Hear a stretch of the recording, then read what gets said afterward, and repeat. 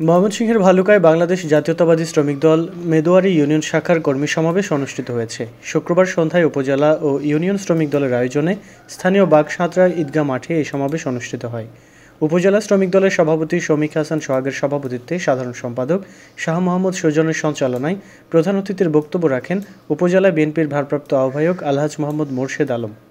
বিশেষ অতিথির বক্তব্য রাখেন উপজেলা বিএনপির যুগ্ম আহ্বায়ক মুজিবুর রহমান মজু, সরওয়ার জাহান ইমরান, রাজ্জাক খাঁ, জেলা যুবদলের সহসভাপতি আবু সাইদ জুয়েল, উপজেলা শ্রমিক দলের সাবেক আহ্বায়ক আলী আকবর খান শিল্পী, জেলা জাসাসের সদস্য সচিব রফিকুল ইসলাম, উপজেলা ছাত্র দলের সাবেক সহসভাপতি আতিকুর রহমান খান, সাধারণ সম্পাদক কাইসার আহমেদ কাজল সহ বিএনপি ও অঙ্গ সহযোগী সংগঠনের বিভিন্ন পর্যায়ের নেতৃবৃন্দ।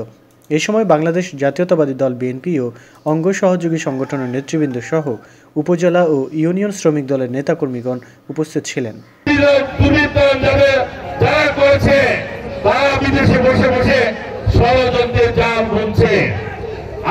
আমরা আপনারা অতন্ত্র প্রহরী নিয়ে এই ইউনিয়নকে পাহারা দিতে পারবেন।